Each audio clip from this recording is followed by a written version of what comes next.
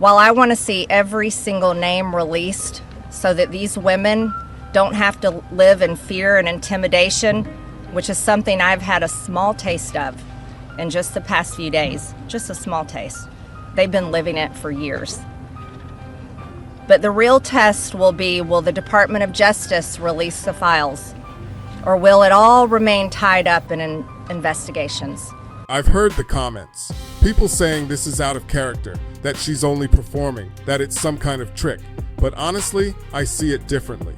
She has been consistent enough lately that I actually believe she's sincere in her concern about the Epstein files and the direction of the economy. Do I agree with everything she has ever said? No, not even close. But at this moment, with so much going wrong in this country, we have to recognize when someone takes a risk to do the right thing, can people not change? Will the CIA release the files?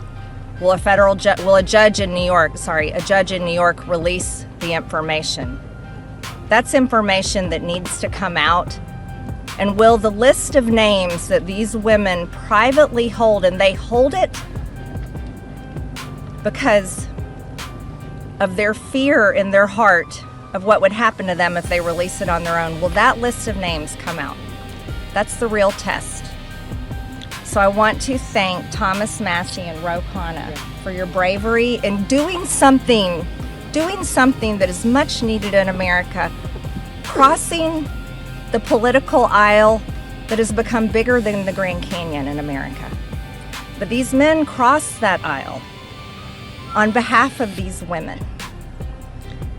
And that is more of what is needed today in America than ever in our history.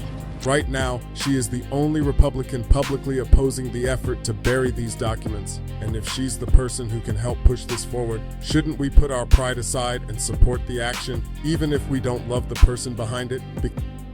And that's what we did by fighting so hard against the most powerful people in the world, even the President of the United States, in order to make this vote happen today. Because the truth is simple. If releasing these files protects children, exposes predators, and stops the cycle of abuse, then the vote matters. Courage matters. Transparency matters. And as we face one of the greatest threats to democracy we've ever known, maybe the old phrase applies more than ever. The enemy of my enemy is my friend.